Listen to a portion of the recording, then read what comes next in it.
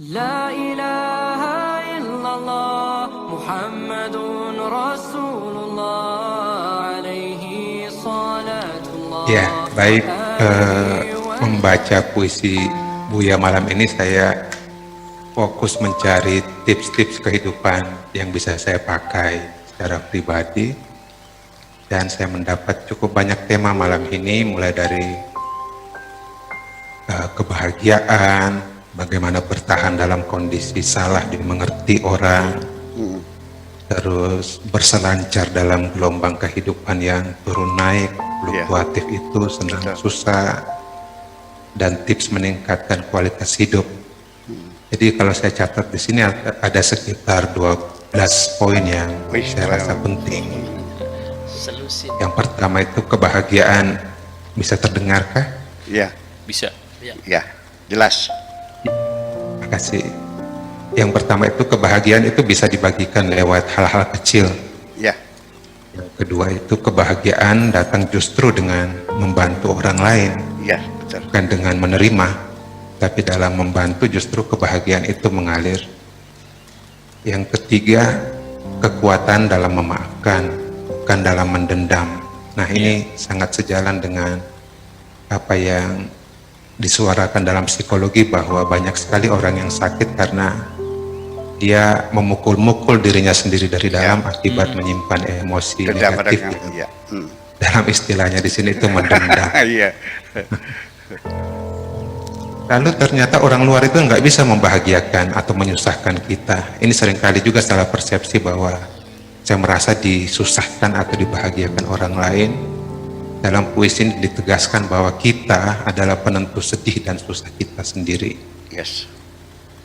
Lalu ada juga dua sisi kebahagiaan, menerima keputusan Tuhan dan menjalankan rencananya. Ini juga tadi sudah diungkapkan oleh Pak Tato. Ya.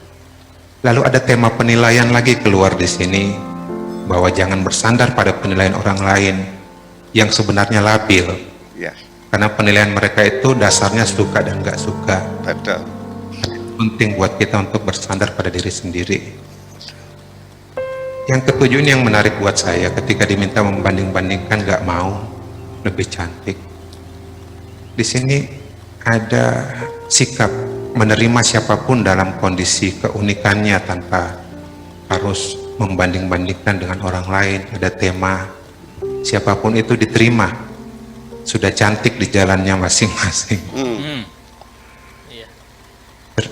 Terus ada juga dua kualitas, ada dua cara meningkatkan kualitas diri, bekerja keras, dan yang poin kedua ini yang sangat penting menurut saya, menghargai proses.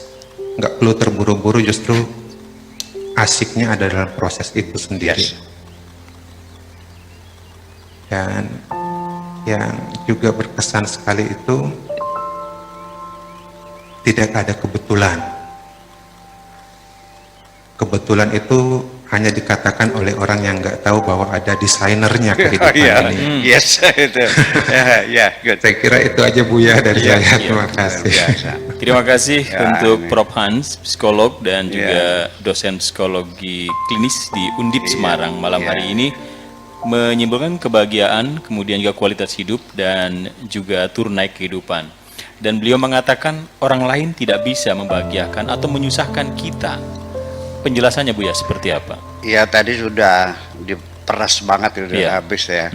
Bisa habis Pak. Ya. Jadi mudah-mudahan pesan-pesan spiritual yang saya sampaikan itu bisa bermanfaat lah untuk orang banyak semacam itu. 12 poin ya, mungkin lebih ya. Lebih. Ya, lebih ya. Itu yang penting gitu. Tetapi ada hal yang mungkin lebih penting itu begini. Ketika kita ingin berbuat baik kepada orang lain, itu yang mendorong itu kan motifnya kan berbeda-beda. Iya. Mungkin kita menolong orang karena kita terharu orang itu susah. Seperti kita sering menolong orang, datang ke sini anaknya sakit, mesti dioperasi, uang nggak ada, kan begitu. Atau paling sering mah sesar ya. Iya. Orang miskin sesar, dari mana duitnya, kita bantu bisa-bisa, kita terharu, kadang-kadang itu sambil menangis lah ya. Atau juga kadang-kadang kita sering berbuat baik tapi juga dibayangi dengan rasa keinginan tepuk tangan juga ada. Jujur aja nih. Ya. Ya, saya juga sering ketika menolong orang itu ada bisikan dari ya setan lah katakanlah. Nanti ngasihnya kalau sudah banyak orang. Iya kan? Ada nggak orang ngasih sumbangan di masjid gitu, tapi menyerahkannya sebelum khutbah Jum'ah, Ya. ya kan? Bawa wartawan lagi 5. Ya, dia balikan kan tuh, kan semacam itu, menunggu tepuk tangan. Nah, ketika tidak ada yang tepuk tangan, kecewa kan? Ya. Jadi artinya bahwa ketika kita ingin berbuat baik dengan motif apapun, mungkin karena dendam kita, dulu orang itu menjatuhi kita tolong supaya dia sakit, ada juga. Dulu ketika Anda kaya, Anda menghina saya, setelah Anda bangkrut, sekarang saya bantu banyak supaya Anda menderita. Ada macam itu.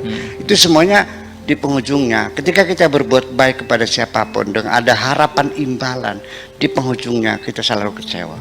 Ya. Jadi yang paling indah itu ketika kita berbuat baik kepada siapapun karena kita ingin merasakan kebahagiaan. Karena dibalik membahagiakan orang lain, kita mendapatkan kebahagiaan yang sejati. Kebahagiaan yang kita rasakan karena kita bisa membahagiakan orang lain, itulah namanya aroma sorga.